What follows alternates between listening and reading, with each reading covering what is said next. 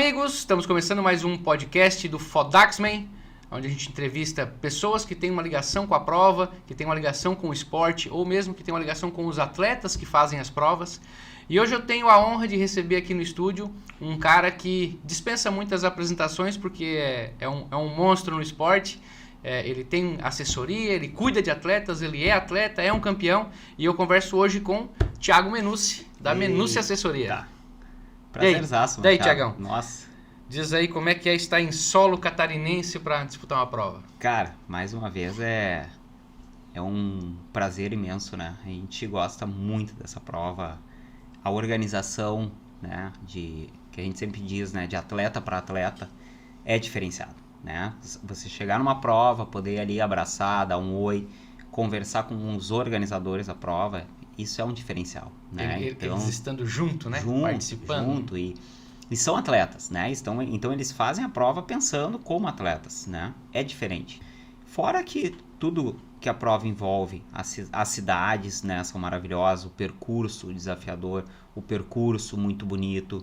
E esse ano vindo com bastante atletas para essa prova, então é muito legal, é uma satisfação enorme. Bacana. Mas, Thiago, me fala um pouquinho, vamos tentar puxar um pouquinho, né, extrair um pouquinho também da tua história. Conta um pouquinho como é que tu entrou no triatlo, qual é a tua história como atleta, né? Como é que tu entrou no esporte? Bom, então assim, começa bem cedo. Desde criança sempre fiz muito esporte, tentei de tudo, assim, aquela fase que tu tenta jogar um futebol, fazer um judô, ver o que tu te enquadra, né? E aí comecei a nadar, isso por volta de 7, 8 anos. E foi a modalidade que eu mais gostei. Mas bem cedo. Bem cedo. E aí fui passando ali desde as escolinhas iniciais, até que eu cheguei já com a idade ali de entrar em equipes de natação, por volta dos 12 anos. E aí comecei no treinamento. Na época não, eu sempre nadei no Grêmio Náutico União em Porto Alegre. Então fiz todas as categorias, né, de natação. Fiz infantil, fiz juvenil, fiz júnior. E no júnior a gente vai ali até os 17, 18 anos. Que chegou na fase de, né, terminar o colégio e ir para faculdade. Ali deu uma dividida no grupo, digamos assim, porque o pessoal começou a ter que parar para, né, estudar para o vestibular. Trabalhar. Mas eu já estava decidido fazer educação física, então o esporte estava enraizado, né? Não era uma opção parar. E na época eu tinha um treinador lá no clube que ele já dava alguns treinos de triatlon num outro local. E aí ele começou a me puxar, né? E aí comecei fazendo aquelas provas que era só nadar e correr, que não precisava de bike. Fiz umas 2, 3 assim. E peguei uma bicicletinha emprestada, né? Na época, sem nada de glamour, assim, aquelas bicicletas, né, de ferro. E, cara, nunca mais parei. Isso aí eu tinha 18 anos, que eu fiz a minha primeira prova de triatlon. E hoje eu tô com 41. E de lá pra cá, eu não parei nunca. Assim, foi o esporte que... Não só o esporte em si, mas o estilo de vida, né? Sim. Se enquadrou muito bem, assim, no que eu gosto, né? Na questão de dedicação, de disciplina, de resiliência. Principalmente, né? Então, digo que, passei minha vida inteira aí praticamente no triatlo, né? Já tem mais de 22 anos. 22 anos fazendo triatlon. Então já dá pra dizer que tem uma casca aí. Nossa, imagina. Mais da metade da vida. Legal. E aí, como é que foi a chegada no Fodaxman, né? Que o Fodaxman, ele nasceu... É uma prova jovem, né? Sim. Está aí com poucos anos de prova. Mas já é uma prova bem interessante na questão do triatlo extremo, né? Até tu falou que está no triatlo, mas no triatlo extremo tu tens uma outra experiência com o triatlo extremo também, fora o Fodaxman? Eu comecei no Fodaxman e nós fizemos, né, o Canadaman, né, que foi do mesmo circuito, que eu fiz por intermédio do Fodaxman, que eu fui convidado para fazer a prova. Se qualificou Mas assim, o que aconteceu? Muitos anos fazendo triatlon, muitos anos fazendo as provas, digamos, do circuito do triatlon, né? As provas, digamos, maiores do Brasil. Sim. Fui algumas vezes pro Mundial de Ironman, mas o cara sempre busca um desafio diferente, né? Sempre quer um pouco a mais. E aquilo tava sempre a mesma coisa, né? O que a gente buscava na prova era melhorar o tempo, digamos assim. E quando eu conheci o Fodaxman, eu já queria fazer, mas calhou de né, do primeiro ano que eu queria fazer, eu tinha me classificado para ir para Kona no Mundial, aí ia ficar muito em cima. E no outro ano eu já vim, justamente procurando esse algo a mais, né? E te dizer que hoje em dia, né, para fazer um triatlon extremo, um Fodax, eu não troco por nenhuma prova. Porque é outra pegada. É um desafio. Completo, né? É um desafio, né? Digamos que tu volta um pouco lá atrás do que tu começou a procurar quando fazia o triatlo, né? Que era o que eu queria, era o desafio. Sim. Né? E o Fodax e essas provas extremas tem trazido isso, que é o desafio. É pedalar num lugar diferente, num lugar extremamente duro, muitas vezes com condições climáticas que vão fazer a prova, né, ou ser difícil ou ser muito difícil. E que são imprevistas, né? Imprevistas. Tu pode né? pegar, no caso do Fodax, tu pode pegar um sol de rachar na parede da serra, como tu pode pegar um chuva e vento, né? É uma prova que que esse ano tu vem e faz para 12 horas, ano que vem tu não pode vir e achar que vai fazer para 11h30, tu pode fazer para 14. Tu pode fazer um calor absurdo, são outras, né, métricas aí envolvidas, então foi bem legal, assim, porque calhou de eu conhecer o Fodax bem no momento que eu realmente queria migrar para umas provas, né, diferentes. Então fechou todas, né? Foi... Tá, então vamos lá. A tua primeira prova no Fodaxman foi 2019? 2018. 2018. Como é que foi? Conta um pouco dessa tua trajetória nas provas que tu participou. Bom, 2018, meu primeiro ano. Não conhecia muito bem. Não sabia, né, as particularidades desse tipo de prova. Vim para fazer a prova treinando como se fosse fazer um Ironman, digamos assim. Ok. Nossa senhora, sofri muito, porque eu não tinha noção, né, que um ciclismo de uma prova dessa ia durar tanto tempo. Né? Uma prova que durou quase 2 horas a mais do que eu faço numa prova de Ironman.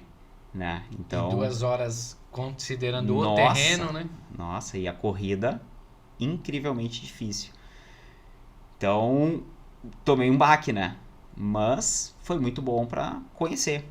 2019, aí sim, aí eu me preparei à altura, né? Fiz treinos específicos para esse tipo de prova e vim muito mais preparado, né? Então, assim, nem questões de tempo em si, mas o meu comportamento dentro da prova já foi outro. Sim. Eu já conhecia, já fiz os treinos diferentes. E a prova é muito disso, né? Muito de tu entender quando que tu aumenta a tua carga, quando tu aumenta a tua potência, opa, peraí, hora de tirar o pé. Exato, tu tem que saber se uma prova que vai durar um ciclismo 5 horas ou uma que vai durar 7 horas, o quanto que tu vai poder, né, colocar de energia nessa prova. Sim. Né? Então, já foi um avanço enorme, né? 2018, 2019. 2020 veio a pandemia, mas eu fiz ela... Online, eu vim pra cá, né? Eu e a minha esposa Dani, fiz o ciclismo. Ainda quis terminar o ciclismo lá no topo da igreja, para fazer um pouco diferente. Olha! Fiz, saindo daqui e indo até lá ao topo da igreja. Tinha essa possibilidade na prova?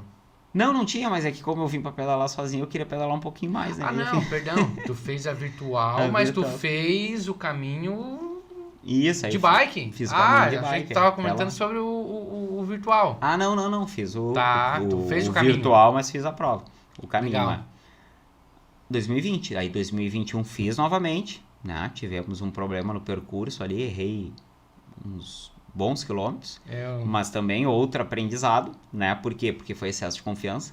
E nessa prova, pegar um gancho aqui, por muito pouco eu não consegui te avisar. Porque logo atrás de ti, um outro grupo entrou, uns 3 atletas. E eu tava fazendo a cobertura da prova, e eu tava passando e a gente viu os atletas indo lá na frente, assim, cara, eles erraram o caminho. A gente fez a volta no carro e voltou, aí avisou, não acredito, tal. Eles foram na mesma linha. Aí a gente avisou mas ninguém viu que tinha um outro atleta que tinha passado. Sim. Não, e como nós já tínhamos errado muito... Né? E vocês estavam na ponta? Estávamos em segundo, né? O Chicão já tinha passado. Atrás do Chicão, E nós demoramos, né? Porque ali o invernador é tudo parecido, né? Tu dobra pra qualquer lugar, tu acha que tá igual. Então nós demoramos para perceber. Mas foi um aprendizado, porque foi excesso de confiança. Nós tínhamos tudo detalhado. Sim. Tantos quilômetros dobra aqui, tantos quilômetros dobra ali. E nesse trecho nós fomos com toda a certeza do mundo que era para aquele lado. Não olhamos. Sim.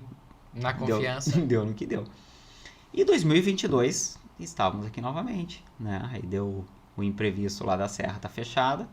Querendo ou não, fizemos um Fodax único. Diferente, exclusivo, né? Que muito provavelmente num lugar não que vai ter. nunca ocorreu nenhuma prova nesse sentido. Exato. Porque realmente nunca ocorreu. E voltando também ao ano passado, também viemos fazer o Solo Point 5, né? Certo. Na época ali viemos com acho que uns 5, 6 atletas. E esse ano voltamos de novo pro Solo Point 5, com cerca de 15 atletas. No Fodax nós viemos com mais, acho que uns 6, 7 atletas. Legal. E vamos estar de novo. Show. Então, né, se somar aí 18, 19, 20, 21, 22, agora 23 e mais os dois, tem umas 8 provas, né, que nós estamos aí. Muito legal. Legal. E, claro, vamos falar um pouquinho também da tua assessoria, né? Então, hoje, como a gente conversou antes, a ideia de tu ser um atleta de triatlon extremo também te facilita um pouco para tu orientar os teus atletas a irem para as provas de triatlo extremo já com essa preparação, como é que eu posso dizer, bem mais focada nesse tipo de prova, né? Como é que é essa ideia de tu ser o treinador? Porque hoje na assessoria é tu e a Dani. Exato. Tem uma equipe, provavelmente, tem mais alguém junto, mas hoje vocês são os líderes da Minúcia Assessoria. Como é que é liderar essa galera? Não liderar, né? Mas como é que é estar orientando essa galera sendo um atleta, né? É muito legal, assim, porque é aquela história, né? O exemplo arrasta, né? Então, o pessoal vê eu e a Dani fazendo esse tipo de prova e vê que tem outras coisas no triatlon a não ser, né, diferentes, convencionais, né? Ironman 70.3, Ironman... Não, então eles veem isso, eles veem assim, o quanto a gente gosta, né? A gente faz questão de sempre pós-prova fazer uma reunião com eles via Zoom, contar como é que foi a prova, contar a logística da prova. Legal. Então isso daí acende, né, uma luz neles, assim, de que, cara, tem vontade de fazer também. E obviamente que, né, a gente tem a parte técnica, mas tu tem que ter a vivência prática. Então, tu ter a vivência prática de fazer esse tipo de prova te dá muito mais segurança para orientar um atleta a fazer esse tipo de prova. Sim. Ou não, né? De um que chegou e recém fez uma prova longa e falar, eu quero fazer o Fodax Man. E nós chegamos e falar, cara, não tá na hora. Sim. Porque é outro nível. Não é uma prova plana. Se tu não subir a serra, tu vai ter que empurrar a bicicleta. Ou tu tem perna ou tu não tem perna. Sim. Então tu tem que também ter esse feeling de saber se a pessoa tá preparada ou Se não tá pode preparada. ou não pode, né? Não é só eu quero. Principalmente tendo a experiência de já ter feito a prova algumas vezes. Exato. E é uma prova que exige horas rodadas. Um Iron, muitas vezes, tu consegue treinar fazendo um rolinho ali, um rolo, 5 horas de rolo. Tá, show de bola, a prova é plana. Mas para uma prova dessas, não. Se tu não ir pra serra, se tu não pedalar 5, 6, 7, 8 horas, tu não vai conseguir terminar a prova. Caraca. E isso aí, às vezes, é um balde de água fria, né? Porque aí se o cara vem, não termina a prova, ele fica chateado, né? Então, acho que, assim, cabe ao treinador já, né, digamos assim, dar real. Pode ou não pode. E essa vivência prática nossa nos traz isso, né? De conduzir a galera, né, nesse tipo de prova. E aí, como nós falamos, esse ano, de tanto nós falarmos, estarmos na prova, tem 15 atletas numa prova desse calibre, né? Nós não temos tanto atleta nem em prova de marca, né, do Brasil, mas temos aqui. Olha só. Né? Então é muito bacana, muito interessante. Legal. E é exatamente isso, é o exemplo, né? Eles veem isso no treinador, né? Porque eu não sou atleta, né? Eu sou atleta de final de semana, faço meu pedalzinho, mas eu vejo assim, quando tu chega no nível de ter um mentor, né? De ter alguém que vai te fazer extrair mais de ti um potencial, né? Tu tá se espelhando no treinador, tu tá vendo o que o treinador tá fazendo, né? Até, como tu disse, ser um atleta e ser o treinador te dá muita carga, muita bagagem para orientar mesmo, né? Com certeza. E outra coisa, Machado, que é muito legal nesse tipo de prova, tu vê que o pessoal vem mais, assim, é uma galera mais de boa, é mais tranquila, porque eles veem que a prova é mais família. Não sabe, se tu furou o pneu ali no pé da serra, cara, eu vou parar pra te ajudar, né? Não tem aquela competitividade em demasia como em outras provas. Sim. É um clima de camaradagem. E isso todos que fizeram, né, atletas nossos, e nós também sentimos. E é isso que faz voltar. E é isso que para nós, como treinadores e como assessoria, também faz manter o atleta na assessoria. Né? Claro. Porque às vezes o cara vai fazer outra prova que ninguém tá nem aí para ele, né? Nem o organizador.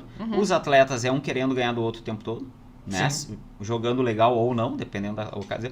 E aí vem pra esse tipo de prova e vê que é outro clima.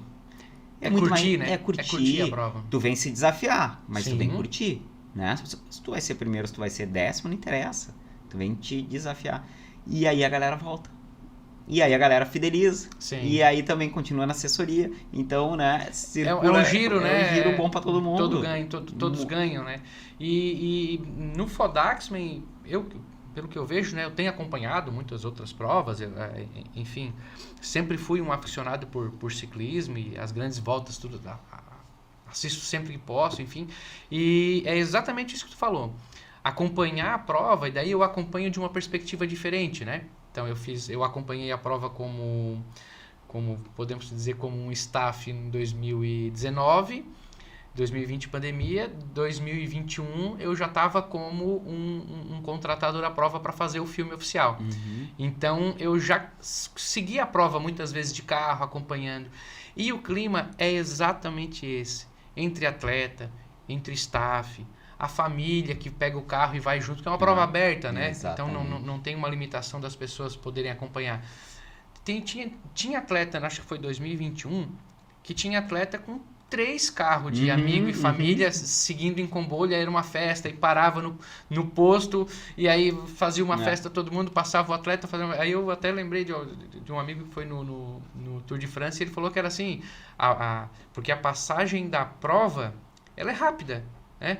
Passou. Sim. Só que antes passa patrocinador, passa carro de som, passa festa. É uma festa. Então eu me lembrei disso. Eles paravam no lugar, esperavam o atleta passar, fazer uma festa e iam para o próximo ponto. Então é algo que o Fodaxman consegue propiciar isso. Exato. Eu até já disse em outras oportunidades, foi a primeira prova de triatlo que meu pai assistiu. Olha. Que ele veio ser staff. Né, no ano que veio junto com a Dani. Que legal. Nunca tinha visto, né? E, ele adorou, né? Porque, pode acompanhar de carro, tá junto, Sim. me esperar lá na chegada. Então, esses momentos, porque se tu pensar, né, Machado, pra família é pesado, cara. Né? O cara vem pra esposa ou ou pro marido, as horas treinadas. Então, assim, é um momento que tu pode compartilhar com eles. Tu fez tudo aquilo, né? Mas tu tá compartilhando com eles. E eles estão vendo ali a tua superação, né? Eles estão vendo. E aí, o resultado de todo um trabalho. O resultado, que tu fez tudo aquilo, mas tá ali o resultado, né? Olha como, que legal, que superação. Trazem os filhos e mostram para os filhos o que é isso, o que é a superação, o que é a resiliência, né, do esporte. Então, é uma oportunidade única, né? Eu brinco com os guris aqui, que pena que não tem um Fodax de inverno. Tinha que ter, cara. Tinha que ter 2 provas no ano, porque eu queria fazer toda.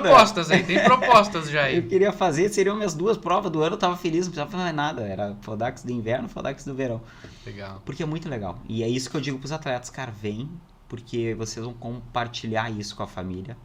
Todos os nossos atletas que vieram, né, trouxeram família pra ir lá pro Mirante. Nós já passamos pra eles os lugares que eles podem parar de carro. Para lá, espera passar, torce, grita, vai outro ponto. Então é diferenciado, né? E aí tu pega como, né, nós temos o privilégio de ter 2 provas com chegadas diferentes, né? Então o solo, essa chegada do solo o ano passado eu não fui, mas conheço o lugar já, então é fantástico. O Morro da Igreja nem se fala, sair do asfalto e pegar aquele caminhozinho de pedra ali. Nossa. E chegar... Tanto para o atleta, né, que acabou, né, o desafio dele, se realizou ali, mas quanto para quem está vendo também, quem está assistindo, né? Aquela festa no topo do morro, vendo a Pedra Furada. E poder chegar contigo, né? A família pode estar esperando ali e cruza contigo, então... É engraçado que tem até isso, tem atleta que chega e ele está preocupado porque ele quer chegar com a filha e com a esposa e ele está cansadão, mas tem que pegar o filho no colo. É muito legal, é muito família, assim. E me diz uma coisa, a tua assessoria hoje, tu consegue... Hoje a Minúcia Assessoria, ela atende gente do Brasil inteiro. Exato. E assim como nós estávamos conversando, né? Hoje em dia, com os aplicativos que se tem, né? Relógios conectados com esses aplicativos, a gente tem atletas, né, em outros países, né? Nós temos atletas nos Estados Unidos, nós temos atletas na Holanda, tive atleta já em Emirados Árabes, Olha. né? Então, tem de tudo, né? E a ferramenta do WhatsApp nos aproximou muito dos atletas. Então, Sim. tem atleta que eu converso quase que diariamente, né? Então, a ferramenta tá ali porque é a parte técnica, Sim. mas a parte do treinador presente é eu e a Dani no WhatsApp, quase que o dia inteiro falando com o atleta, né? Então, isso aproxima muito e é muito legal, porque é o Brasil inteiro, e né? o resultado também que se consegue, né? Com toda essa... Porque hoje, como tu falou, os relógios, os equipamentos, a monitoração do atleta como um todo, Sim. ela é high-tech, né? Exato, é perfeito. Só que essa abordagem de o treinador estar próximo do atleta, né? Ali por telefone, por WhatsApp, conta muito porque ninguém é profissional ali dos nossos atletas. Então, Certo. o dia do cara, a semana dele muda toda hora, né? Se ele me mandar uma mensagem que amanhã ele vai ter um problema, isso que vai ter uma reunião, eu já tenho que fazer um ajuste para ele. Não adianta eu mandar um treino engessado Sim. e se vira, porque não vai dar certo. Treino padrão que... Ou o cara dormiu super mal, né? Porque o filho ficou doente. No outro dia ele já não vai ter o mesmo desempenho. Então, tu vai ter que ir lá no treino, tu vai ter que tirar um pouquinho, diminuir volume, diminuir intensidade. Então, esses ajustes fazem muita diferença. Sim. Né? Porque é o que a gente fala, tem o estresse do treino, mas tem o estresse da vida real, que é muito maior, né? Porque são as tuas outras 20 e tantas horas é no mundo real, né? Então, essa proximidade é muito legal. E por isso que a gente tem, né, mais da metade da assessoria é online. Bom, Thiago, a gente está falando sobre triatlon que tu já fez outras modalidades de triatlon, outras provas, com natação no mar, inclusive. Eu queria que tu desse pra gente uma ideia do que tu acha, obviamente, né? Mas dessas diferenças, quais são as peculiaridades, né? Entre nadar no mar e nadar numa barragem de água doce, uma barragem... o visual é extremamente lindo, né? Mas a questão técnica de natação, muda muita coisa? Pois é, assim, a questão do mar que facilita é a questão da água salgada. Então, te dá uma flutuabilidade melhor, né? A gente costuma falar que a água de represa, ou lago, ou açude é uma água mais pesada, né? Não te dando uma flutuabilidade tão grande quanto o mar, dificulta um pouco até a orientação, né? Porque não te coloca tão em cima da água quanto no mar, digamos assim, né? Digamos que nivela mais por cima. Quem é um nadador melhor e mais experiente tem mais vantagem em nadar numa água numa barragem ou numa represa ou numa água doce, certo, do que um nadador no mar, porque vai ter mais, né, flutuabilidade. Mesma coisa que seria roupa de borracha. Ela vai ajudar mais um nadador que não é bom do que um nadador que é bom, né? Então são essas particularidades. É uma natação mais pesada, mais difícil, né? E um pouco por isso se torna um pouco mais complicado, inclusive a orientação das boias, né? Sim. Então é uma pimentinha mais no extremo. Então a água doce ela consegue dar deixar um pouquinho mais difícil. Sim, legal, interessante. E a questão do pedal, vamos falar. Claro, temos uma serra, né? Mas a gente sempre fala que conversa com outros assim. E eu que sou daqui, né? É um lugar que eu pedalo, não com tanta frequência, mas volta e meia a gente passa. Mas a gente fala muito da Serra do Rio do Rastro, da dificuldade, né? Porém, daqui até chegar na serra, ela tem uma altimetria muito semelhante, né? Como é que é isso para o atleta, né? Tu que é o treinador, e tu sabe, e tu conhece o trajeto, administrar isso, né? Saiu da T1... e pegar a bike, agora eu vou pra serra, e chegar na serra e, meu Deus, eu já subi uma serra. Não. Como é que é isso? Tem uma frase acho que dos guris ali, que eu acho que é do Pina, que ele sempre fala, né, que o percurso até a serra e da serra até Urubici é morte lenta, e a Serra do Rio do Rastro é morte rápida. E é bem isso. Por quê? Porque o trecho antes e o trecho depois do Rio do Rastro, ele vai te desgastando aos poucos. Porque não é uma inclinação, né, elevada, Sim. Né? É uma pegadinha ali sempre de 4, 5, 6%, tu vai embora. Mas é muito tempo subindo. É muito tempo subindo. Se tu errar, né, no quanto tu vai colocar de energia ali, tu vai pagar. E o Rio do Rastro, digamos que a particularidade dele é que ele é realmente difícil. A inclinação dele é muito dura. Se tu não tá preparado para fazer força, ou se tu ainda não tem uma força suficiente, tu não conclui, porque tu tem que demandar uma, digamos assim, né, tecnicamente falando, uma potência X para conseguir subir do Rio do Rastro, senão tu não vai subir. Sim. A não ser que tu vá de mountain bike com uma coroa atrás gigantesca, o que ninguém faz na prova, porque acaba sendo uma bike que não é propícia para isso. Acho que esse ano teremos uma mountain bike. Ó, legal. Tem um corajoso. Mas assim, aí às vezes a mountain bike o cara vai, se não for uma mountain bike mexida, obviamente vai lutar para o tempo de corte, porque é pesada, porque o pneu é grosso, Sim. né? A facilidade da mountain bike seria por causa da relação de marcha para facilitar. Para subida, especificamente para aqueles Exato. quilômetros de subida. Então, assim, resumindo, um tipo de prova dessas, ou a pessoa treina especificamente na serra, ou fica muito difícil concluir a prova, porque é muito tempo subido. E depois do Rio do Rastro é extremamente difícil no Fodax, porque é ou tu sobe ou tu desce, ou tu sobe ou tu desce, ou tu sobe ou tu desce. É outra particularidade, não é Sim. ficar no plano ou sentado na bike no rolo e só andando. Não, é muito diferente. O recrutamento muscular é diferente. Mas muitas pessoas, muitos atletas que a gente treina, quando começa a fazer esse tipo de treino específico, é impressionante como eles começam a gostar. E eles falam, cara, não consigo mais ficar pedalando no plano, porque é chato. Né? Eles só querem... Aí eles procuram fazer esse tipo de prova porque eles gostam de treinar para esse tipo de prova.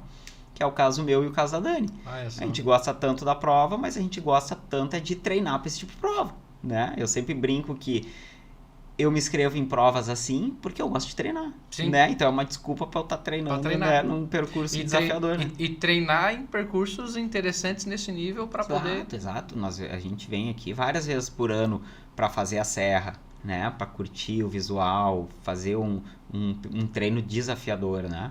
Então, essa particularidade do ciclismo, que é o que a gente estava falando antes, né? Por isso que é tão importante fazer para poder passar para os atletas, porque é diferente, né? É outra pegada. E aí tu falou agora nessa questão de vocês gostarem, né, de treinar para provas assim, e nesse tipo de condição de treino. Vocês fizeram recentemente uma viagem aí bem interessante. Eu queria que tu contasse um pouquinho aí dessa experiência com os Pirineus, ou os Pirineus, né? Vamos deixar Pirineus. Abrasileirado, né? Vamos lá, como é que foi essa experiência aí recente aí que vocês tiveram? Essa experiência partiu também de fazer esse tipo de prova, né? Extrema, ou seja, procurando desafios diferentes. Nós tínhamos feito também etapa do Gran Fondo Brasil, que é de ciclismo, também trajetos desafiadores, e nós já conhecíamos essa prova e estava já no nosso radar em fazer, né? Mas foi aquela questão, e por que não já fazer ano que vem, né? Isso falando do ano passado, e nos organizamos para ir. É uma prova sensacional, é uma prova incrivelmente dura, né? Mas digamos que é no mesmos moldes que nós temos essas provas do Fodax, é muita camaradagem. E tem de tudo, obviamente, né? Tem desde o atleta que vai para Pontiac para ganhar a prova, como tem atleta que vai para fazer os 5 dias que foram a prova, para curtir o percurso, porque são montanhas lindas, né? Nós conhecemos aqui o Rio do Rastro, mas no Brasil nós não temos montanhas que nem na Europa. Nós pegamos montanhas lá que nem um Tourmalet de subir 18 km. Fica mais de uma hora e 10, 1h15 subindo. Cada etapa da prova tinha cerca de 3 montanhas, então é um desafio imenso, né? Foram 5 dias de prova, totalizando 550 km e 15 mil de ganho de altimetria, média de 3 mil de ganho, né? Ou seja, foi quase um Fodax por dia o trajeto do ciclismo. Né? Tão grandioso que foi. Então, foi um desafio enorme. E aí tudo muda, né? O ambiente, o ar, o visual. Nossa, nós passamos no Tourmalet, né? Você estava falando dos tours, nós passamos no Tourmalet um dia depois que o Tour de France passou. Caraca. Tinham centenas de motorhome lá ainda.